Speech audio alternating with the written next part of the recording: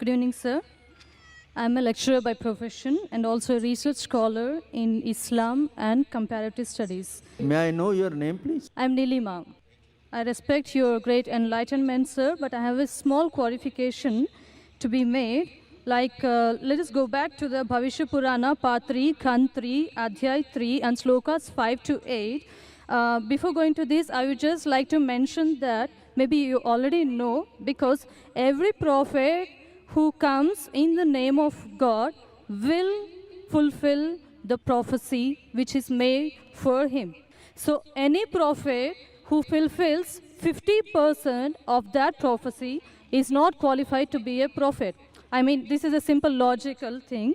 So now coming back to the Bhavishya Purana, you talked about the Mleccha leader saying that he is none other than Muhammad. Okay.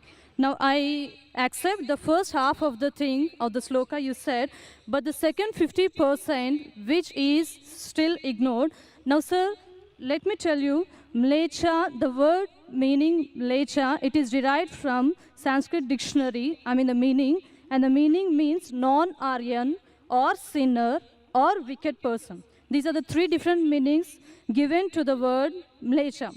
So, according to this, can Muhammad be a sinner or a wicked person? The second part is, the second condition of the prophecy is that he will belong to Marusthal, and in Sanskrit, land of death. Because Maru, it is derived from Sanskrit, Mru. Mru is death.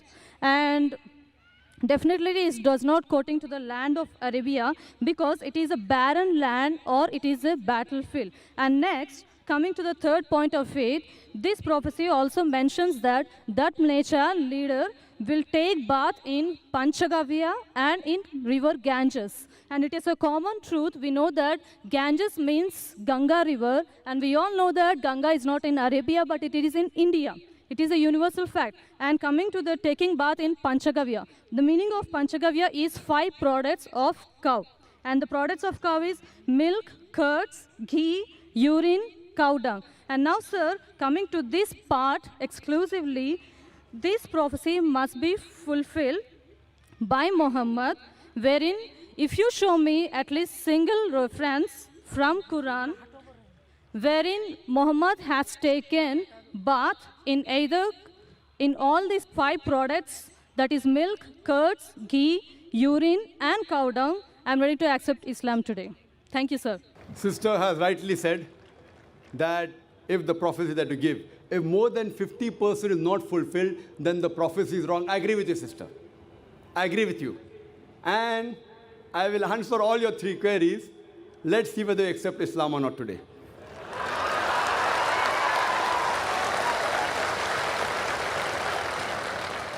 That's a different thing, that you may not agree with the truth. I will speak to you. I agree with you. Mleccha, I agree with you, all your 3 definitions. Mleccha, one of the meaning is non-Aryan, meaning a foreigner. One of the meaning is sinner, one is a wicked person. That's the reason, like the Hindus, they call the Muslims as Mleccha. When they say that, they mean actually wicked and sinner. But the other meaning is also foreigner. As far as when I speak, when I quote from any scripture, while quoting and while taking the meaning, it's not necessary that if the word has got 4 meanings, then more than 2 meanings should be correct. No. Even if one is correct, the meaning is right. For example, the Quran says that don't have pig. Today, if you open the dictionary, one of the slang meanings for pig is a cop, means a policeman. So one meaning is pig. The other meaning is a policeman. But naturally, the Quran and the Bible, when the Bible says in the book of Leviticus, chapter number 11, verse number 7 and 8, in the book of Deuteronomy, chapter number 14, verse number 8, and the book of Isaiah, chapter number 65, verse number 2 and 5, when it says don't have pig, it doesn't mean don't have a policeman. If you're a student of comparative religion, if there are 10 meanings, even if one is correct, you have to choose the right one. 2 may be correct, 3 may be correct, all 10 may be correct. But even if one is correct out of 10, it can fulfill the prophecy. So here I agree with you, sister. Mleccha does mean non-Aryan. To Indian, it will be a foreigner. And I said in my speech when I translated, a Mleccha means a foreigner. Now you want to go in the wrong way and say Mleccha means wicked here. That is a misunderstanding, sister. If you say the Bible says and the Quran says don't have a policeman, that means you're not a student of comparative religion, you are a novice. If any one of the meanings fulfill the prophecy, one more thing, if there's a doubt, there are 10 points I mentioned. All the others can't be refuted. Your second meaning, marustal. One of the marustal I do agree. Mar means death. But the other meaning of marustal in Sanskrit is a sandy track. You go back to the dictionary today and open. In our Islamic Research Foundation, we have a Sanskrit dictionary also, sister. I am a student of comparative religion. I do agree. One is a place of death. The other is a sandy track. So why are you taking the wrong meaning? That means you're going out of the way. So if you see the permutation and combination, all the other points I mentioned are 100% correct. Here also, you have to choose the right meaning. So one of the meanings of marustal means a sandy track or a desert. Coming to your third question. And you accepting Islam, inshallah. The third question that I mentioned in the prophecy, that Prophet Muhammad Sallallahu Alaihi Wasallam took a bath in the Panch Garv, in the Ganges. Now here we analyze that when we say in the Hindu terminology, when you say bath in the Panch Garv, in the Ganges, it means to purify. One means actually you dip yourself in the Ganges, which I don't expect the Prophet came and dipped himself in the Ganges. It means to purify. I did not give the explanation because the lecture is very long. I can speak on this topic for the full day. I did not give details of everything. I can speak on each prophecy for another few minutes, even for us together. So here, having a bath in the Panch Garv means purify. So depending upon the context, it doesn't mean a physical bath. And even if you physically have a bath in the Panch Garv, in the Ganges, not necessarily you will be purified. It is the philosophy of the Hinduism. So here, when the prophecy says that Prophet Muhammad, peace be upon him, had a bath in the Panch Garv, it doesn't mean he came here in the Ganges. It means that he was purified by Almighty God. And we believe that all the prophets of God, all, whether it be Moses, Jesus Christ, peace be upon them, and Prophet Muhammad Sallallahu Alaihi Wasallam, all of them were masoom. They were innocent. They were pure. So all the prophets of God, of Almighty God, which he sent down, all of them we consider to be innocent, to be masoom, to be pure. So this answers the question, and I hope, inshallah, you'll accept Islam, sister.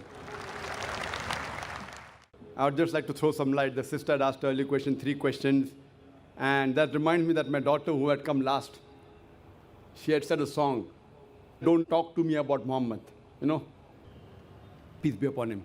And the coordinator said, please pay attention to the words, what she's saying. And if you heard the words carefully, it's the seerat of Muhammad Sallallahu Alaihi Wasallam, that once when Muhammad Sallallahu Alaihi Wasallam was going, he finds a companion as a stranger. She starts speaking against the Prophet. Oh, the Prophet Muhammad Sallallahu Alaihi Wasallam is a bad person, don't talk to me. She's telling Muhammad Sallallahu Alaihi Wasallam, that person doesn't know the person is talking to. She tells to the stranger, that person on the road, that Prophet Muhammad is bad, don't listen to him, he causes disharmony, he teaches only about one God, blah, blah, blah. That's what my daughter was saying in that song. Later on, but she says, oh, you're a very good person.